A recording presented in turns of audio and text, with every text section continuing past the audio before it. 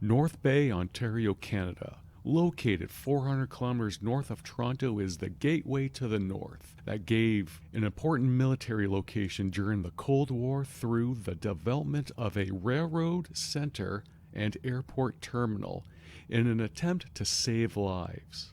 However, 60 years prior, a life could not be saved. That of a painter outdoorsman whose love did death part from this world. Join me as I poorly look into the mysterious murder of Tom Thompson.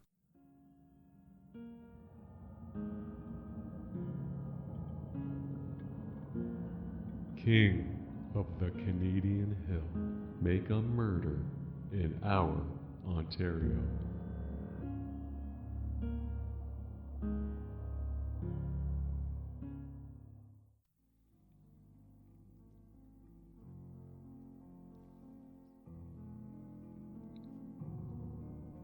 The Tim Hortons on Franklin Street, just off of the Trans-Canada Highway, is your run-of-the-mill Timmy's like all others.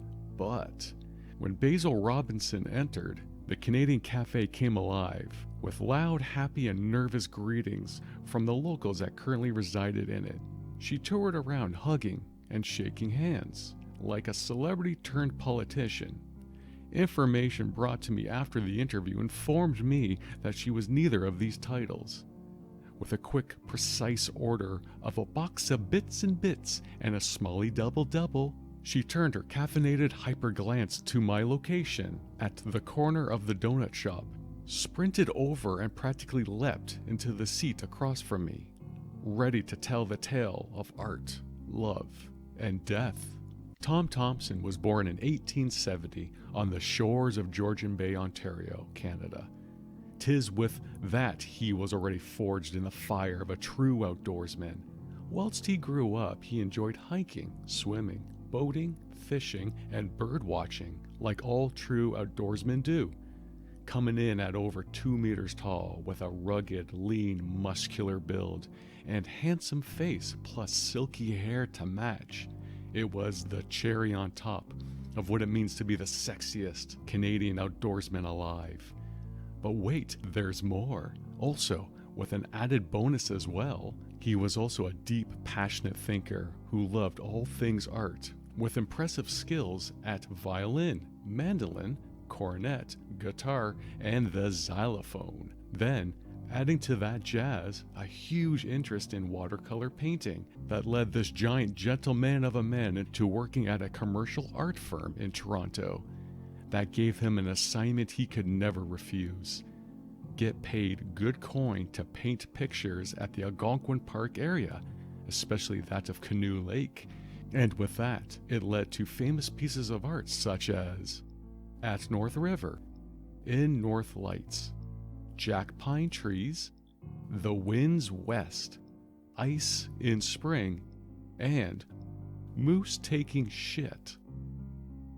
Whilst sketching and painting his newest piece in the summer of 1917, Tom was drinking heavily at the Mowat Bar and Grill when the likes of Mathis von Bleacher stormed into the Bar and Grill Lodge looking for a fight. It was said by Basil that Mathis's lover, who went by the name of Winona Trainer, was in love with Thompson and having his child due in the winter of 17, and also mad that Tom said that the Germans were losing World War I. With a broken heart and misinformation of the German army victories, Mathis warned Tom, and I quote, "Unst ja, don't get in my way if you knows what's good for yas," and ran off into the night. The next day, Tom Thompson was found dead. In the coming morning, Thompson set out to Canoe Lake for fishing/painting. With his trusty canoe, fishing pole, the Fish Catch .5, paint kit, mini axe, and most importantly, a paddle, and set out for the day, looking to finish off his most daring and greatest work yet, it was said.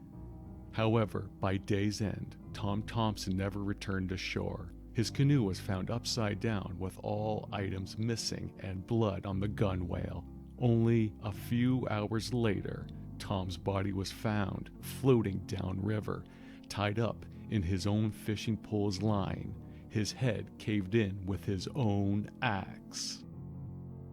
Von Bleacher's alibi was airtight. He was at the Mowat Bar and Grill yelling at two English lads all day about how the war was ending soon with a German win, not defeat at the hands of the French.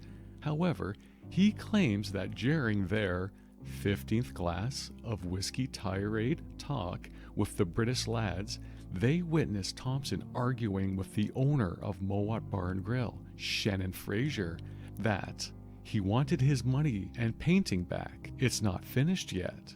And I never loved you.